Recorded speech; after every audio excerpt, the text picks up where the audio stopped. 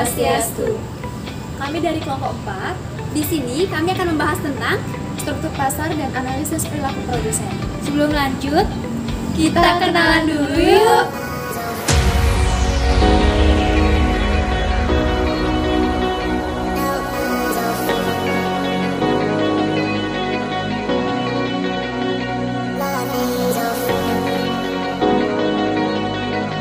Kali ini, kami akan berkunjung ke salah satu pasar persaingan sempurna yang berlokasi di Desa Sukawati, yaitu Pasar Seni Sukawati, di mana Pasar Seni Sukawati menjual barang-barang sejenis seperti oleh-oleh khas Bali, mulai dari pakaian sampai dengan kain pantai. Di sini, kami akan mewawancari Aris, selaku salah satu produsen sekaligus penjual kain pantai di Pasar Seni Sukawati. Nah, jadi di sini kan kakak itu menjual oleh-oleh khas Bali. Nah, salah satunya itu ada kain pantai.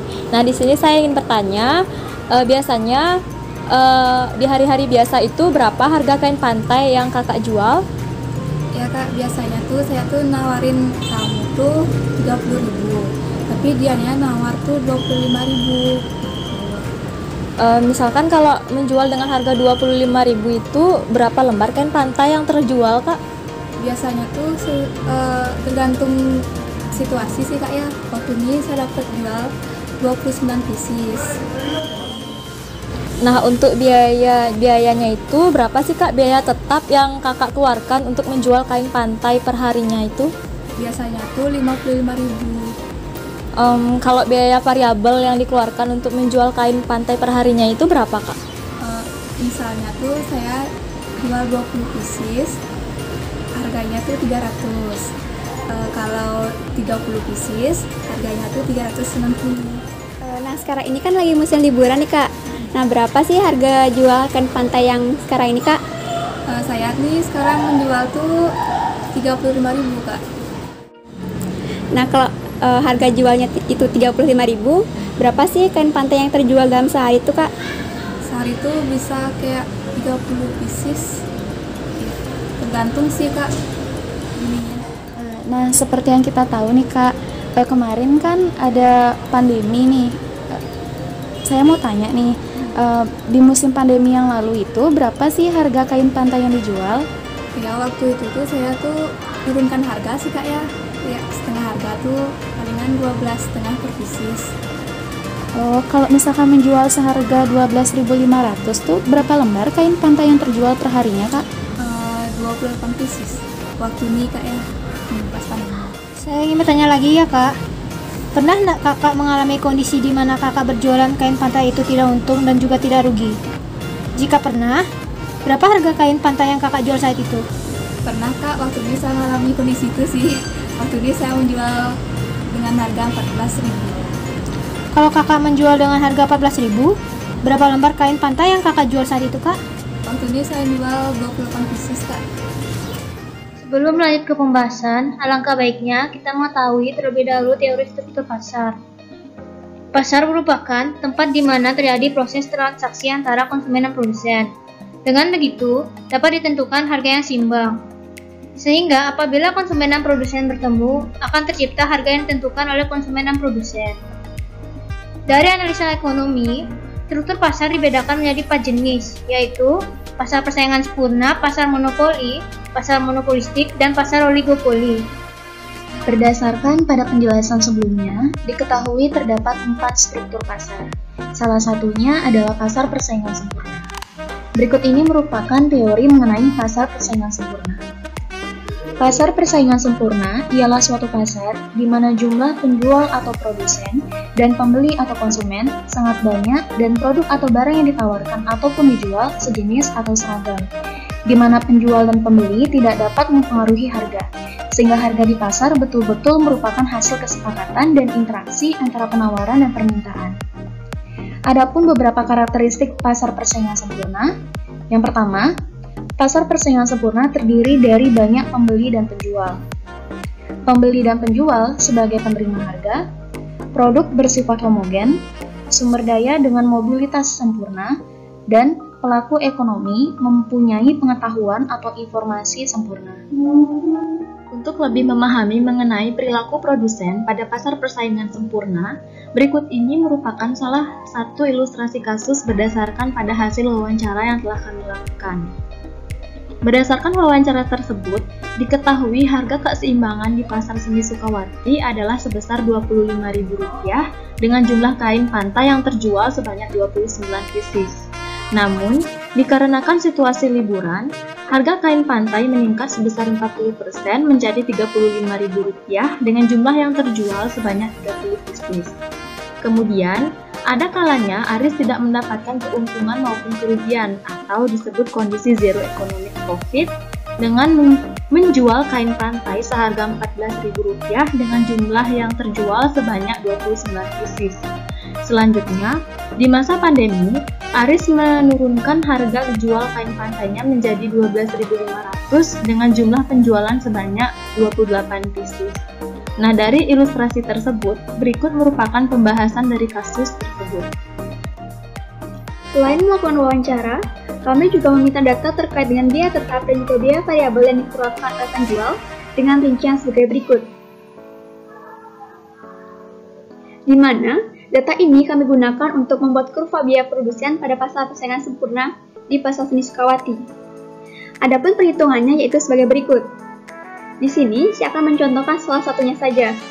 Misalkan pada jumlah kain yang terjual sebanyak 20 pieces, kemudian untuk biaya tetap yang dikeluarkan sebesar Rp55.000 dan biaya variabel yang dikeluarkan sebesar Rp300.000.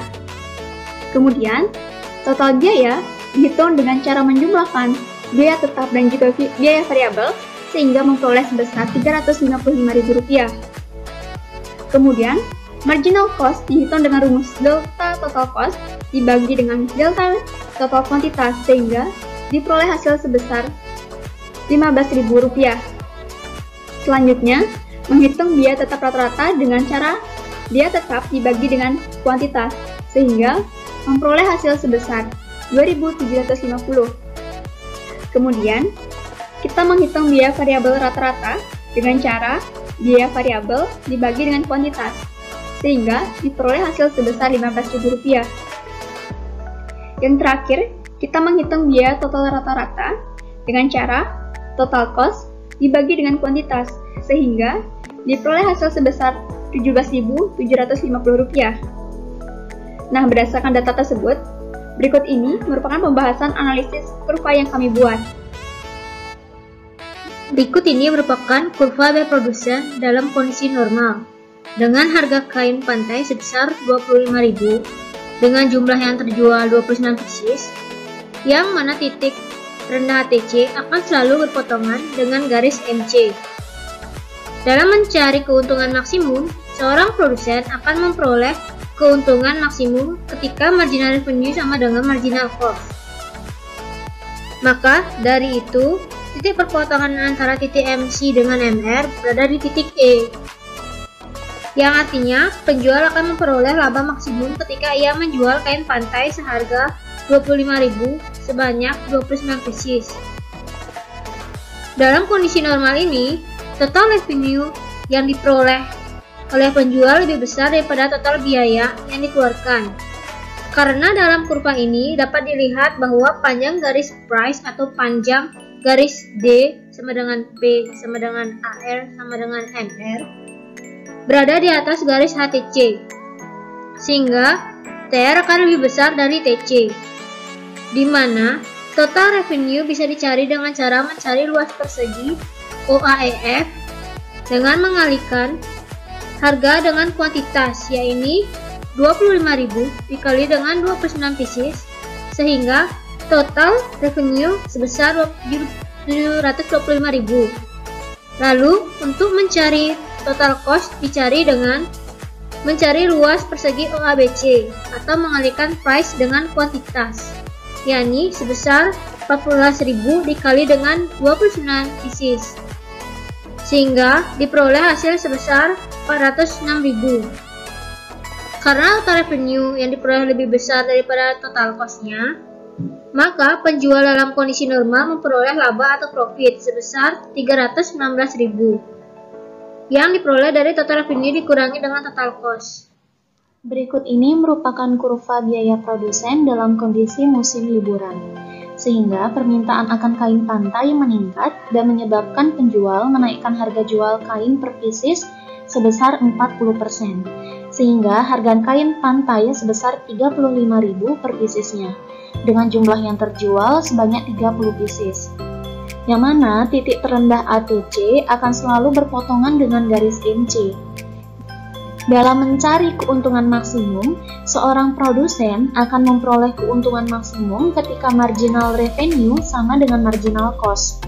Maka dari itu, titik perpotongan antara titik MC dengan MR berada di titik E, yang artinya penjual akan memperoleh laba maksimum ketika ia menjual kain pantai seharga 35.000 sebanyak 30 pieces. Dalam kondisi ini, total revenue yang diperoleh oleh penjual lebih besar daripada total biaya yang dikeluarkan.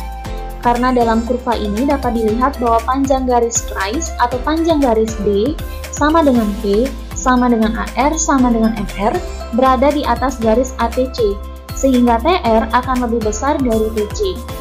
Di mana total revenue bisa dicari dengan cara mencari luas persegi OAEF dengan mengalihkan harga dengan kuantitas, yakni 35.000 dikali dengan 30 pieces, sehingga total revenue sebesar Rp1.050.000. Lalu untuk mencari total cost, dicari dengan mencari luas persegi OABC atau mengalihkan price dengan kuantitas, yakni sebesar 15.000 dikali dengan 30 pieces, sehingga diperoleh hasil sebesar Rp450.000. Karena total revenue yang diperoleh lebih besar daripada total cost-nya, maka penjual dalam kondisi ini memperoleh laba atau profit maksimum sebesar Rp600.000 yang diperoleh dari total revenue dikurangi dengan total cost.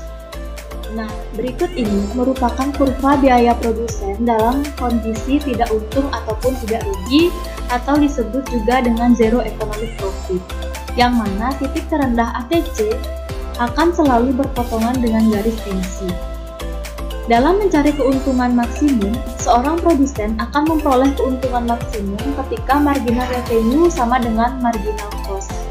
Maka dari itu, titik perpotongan antara titik MC dengan MR berada di titik D, yang artinya penjual akan memperoleh laba maksimum ketika ia menjual kain pantai seharga 14.000 sebanyak 29 pieces.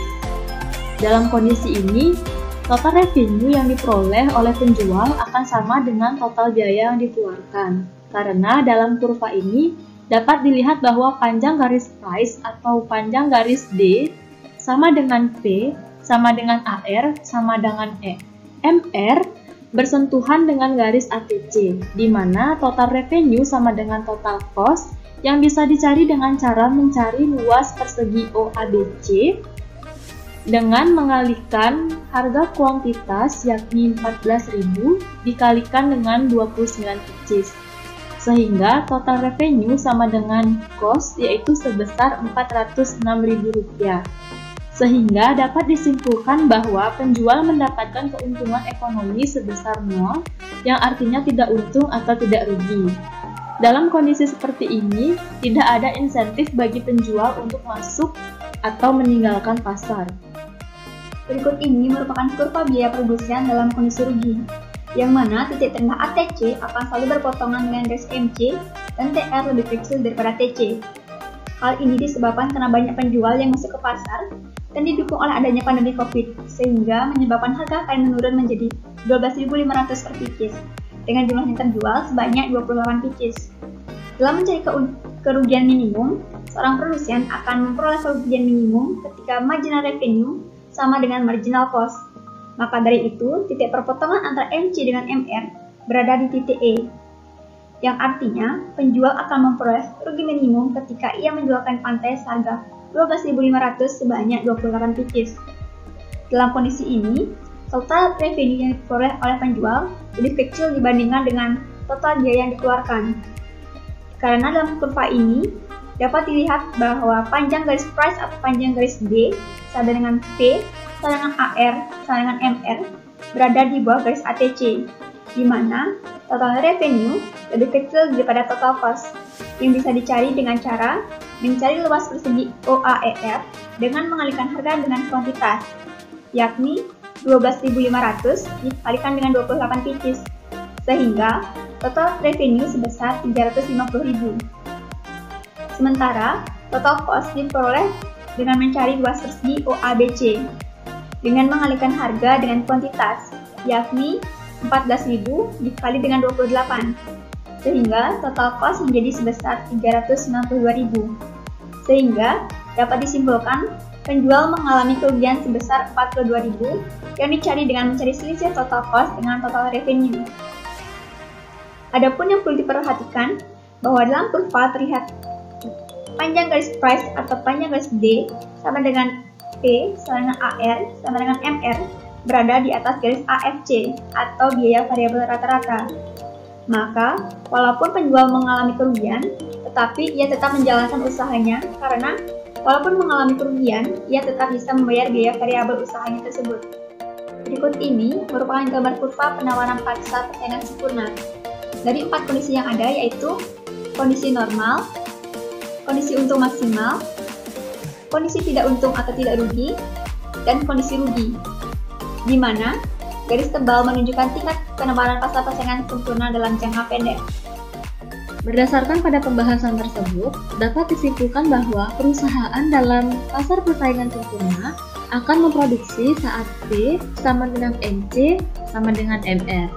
Nah, di sini terdapat 3 kondisi. Yang pertama, ketika TR lebih besar dari TC atau P lebih besar dari ATC, maka perusahaan akan memperoleh laba supernormal.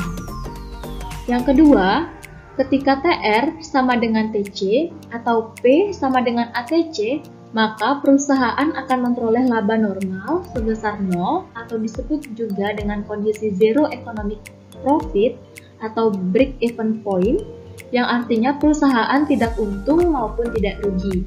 Dan yang ketiga, ketika TR lebih kecil dari TC atau P lebih kecil dari ATC, maka perusahaan akan mengalami kerugian, di mana ada 2 kondisi ketika perusahaan mengalami kerugian. Kondisi yang pertama, tetap beroperasi jika garis P lebih besar dari AVC karena perusahaan masih bisa membayar biaya variabel dari usaha yang dijalankannya. Kondisi yang kedua, berhenti beroperasi jika P lebih kecil dari AVC karena perusahaan tidak bisa lagi membayar biaya variabel dari usaha yang dijalankan atau mengalami shutdown point. Baik, sekian pembahasan dari kami mengenai struktur pasar dan analisis perilaku produsen. Apabila terdapat salah kata, kami mohon maaf. Akhir kata kami ucapkan Parama Santi. Om Santi Santi Santi Om.